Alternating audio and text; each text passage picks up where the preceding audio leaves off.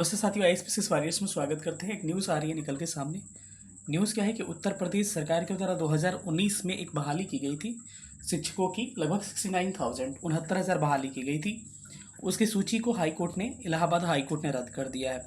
अब बात यह है कि कई लोगों के मैटर समझ में नहीं आया होगा, भले 5 जगह देख लिए होंगे, लेकिन एकदम क्लियर कट बता रहा हूँ कि इसका बेसिकली मुद्दा क्यों है, क्यों इसको कैंसिल किया गया है। एक एक चीज़ मैं आपको डिटेल में समझा देता हूँ, ठीक है। तो आप देख सकते हैं कि उत्तर प्रदेश में सीएम योगी को लगा झटका, क्योंकि बहाली उन्होंने करवा दिया था, लेकिन फिर भी हाईकोर्ट के द्वारा इस बहाली को रद्द करवा दिया जाता है। और आगे जो इसके कम मार्क्स वाले को भी मिलेगा चांस, और कोर्ट का बड़ा फैसला, और 3 महीने के अंदर इसको बहाली को फिर से आपको नई स्तर से इसको क्या करना है, आपको सूची जारी करना है, रिजल्ट जारी करना है, ठीक है। पूरे मैटर को समझते हैं, मैटर क्या है, और उस मैटर के बाद हम लोग कोर्ट का क्या बात है, क्यों कोर्ट में आपको डिसीजन गया है, क्या क्या हुआ, इस पे सारे मुद्दों पे बात करेंगे।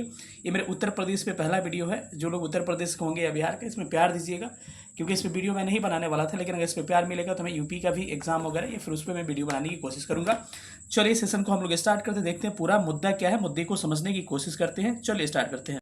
मैटर ये है कि यूपी में 2019 में बहाली आती है कितना, 2019 में बहाली आती है लगभग 69,000 बहाली आती है, ठीक है। 69 सीटों पे क्या होती है, 69,000 सीटों पर बहाली होती है उत्तर प्रदेश में। और इसमें लड़के लगभग एपियर होते हैं, लगभग 4,10,000 लोगों ने क्या दिया, 4,10,000 लोगों ने एग्ज़ाम दिया था इसमें। जिसका जब रिजल्ट पब्लिश होता है तो रिजल्ट आपका 1,40,000 लोगों को सफल घोषित किया जाता है। इस 4,10,000 में से 1,40,000 लोगों को घोषित किया जाता है, ठीक है। अब इसमें चलिए इसका रिजल्ट तो आ गया, इनको 69,000 लोगों की डीवी के बाद से 69,000 लोग बचे, इनकी नियुक्तियां हो गई। तो फिर बात कहाँ से, कैंसिलेशन की बात कहाँ से आती है, मैं आपको इसको समझाने की कोशिश कर रहा हूँ। मेन मुद्दा यही है। अब एक्चुअली हुआ क्या था, मैटर आप समझिएगा। इसमें हुआ क्या था कि टोटल जो है जितने कैंडिडेट एग्ज़ाम दिए थे उसमें कैटेगरीज होती है, ठीक है। तो जैसे बीसी कैटेगरीज हो गया, या फिर जैसे बीसी बिहार में ना ओबीसी कैटेगरीज वहाँ पर हो गया। तो एक्चुअली जो रिजल्ट कैलकुलेट वहाँ पर किया गया था, वो क्या किया गया था कि जो मेरिटोरियस कह सकते हैं, या फिर जो मेरिट वाले बच्चे हैं, मैं एक दिन समझा भी रहा था कि मानिए कि जिनका कट ऑफ मानिए कि 72 गया है यूआर का, ठीक है, और मानिए कि सपोज करें मैं बीसी कैटेगरी से हूँ और मेरा आया है 72 या 73 नंबर, तो मेरा रिजल्ट तो किस में होगा, मेरा रिजल्ट यूआर में होना चाहिए ना। तो उत्तर प्रदेश में गड़बड़ी क्या हुआ है, जैसे कि लड़की का भी बता रहा था कि लड़की अगर मेरिट पार कर जाएगी लड़कों का यूआर का, तो उसमें क्या होगा, लड़की को भेज दिया जाएगा, लड़का यूआर में भेज दिया जाएगा। यही मामला वहाँ पे यहाँ पे उल्टा कैलकुलेशन हो गया। मानिए कि जिनका यूआर इतना मार्क्स है उनको भी किस में कैलकुलेट कर लिया गया है, यूआर इतना मार्क्स है उनको यूआर में न डाल के उनके कैटेगरी में कैलकुलेट कर लिया। मानिए बीसी है और कोई बीसी लड़का का 72 मार्क्स आया है, 72 कट ऑफ गया है किसका, जनरल का, तो इसको डालना चाहिए यूआर में। इससे फ़ायदा क्या होगा कि बीसी वाला लोगों का सीट ठीक ठाक बचेगा, बीसी वाले अपने आप में बीसी वाले कट ऑफ पे फाइट करेंगे। ये क्या किया गया था, यहाँ यूआर में न डाल के इनको बीसी में ही डाल ही दिया गया था। तो इसी के लिए जो बीसी वाले जो कैंडिडेट्स थे, ये लोग क्या किए थे, अपना इसके लिए केस किए थे, जिसमें केस में क्या हुआ था, हाई कोर्ट में केस किया गया था, जिसके केस का निर्णय आता है और उसमें कहते हैं कि हमारे आर्टिकल का वॉयलेशन होता है, ठीक है।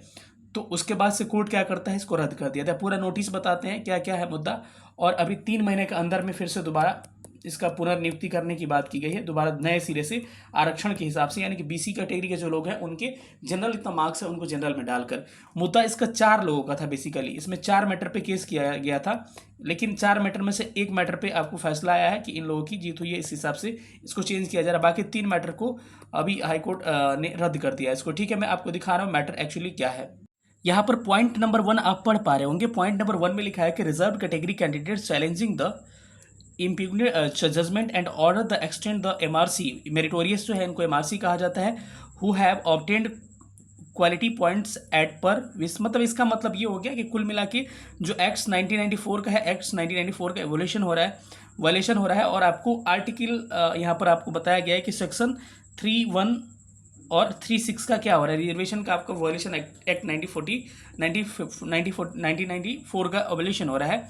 इसके हिसाब से यही कहना चाह रहे थे कि 6800 candidate, 6800 candidates as per the select list 5/1/2012 had not been appointed in the view of the pending litigation which is adversely affecting their services prospect and benefits, मतलब इसका मतलब कुछ नहीं हुआ, इतना जाने की जरूरत नहीं है अंदर, बस बीसी वाले वही इसी के लिए केस किए हैं। पहला मैटर यही था कि जो उनकी जो रिजल्ट हुई है, उनके जो ईवार के बराबर मार्क्स उनके लाए गए हैं, उसको आपको जनरल में क्यों नहीं डाला गया है, इसके लिए, क्योंकि हमारा रिजर्वेशन कैटेगरी प्रभावित हुआ है। दूसरा इसका क्या है केस, आपको दूसरा मैटर आपको मैं दिखाने की कोशिश कर रहा हूँ। इसका दूसरा मुद्दा समझ में आ रहा होगा कि general category candidate challenging the impute. अब देखिए दूसरा मुद्दा इसका ये है कि टीईटी को लेके था कि जनरल कैंडिडेट्स को कुछ रिजल्ट वगैरह टीईटी में दिया गया था, वहाँ के लोग को ज़्यादा इसमें आइडिया होगा, तो इसको भी कैंसिल कर दिया गया है। एक फिजिकली हैंडीकेप्ड लोग जो 4% आरक्षण की मांग कर रहे थे, इसके इन लोगों का भी मांग नहीं माना गया, तो ये भी बात है। और एक लास्ट है आपको बीएड वाले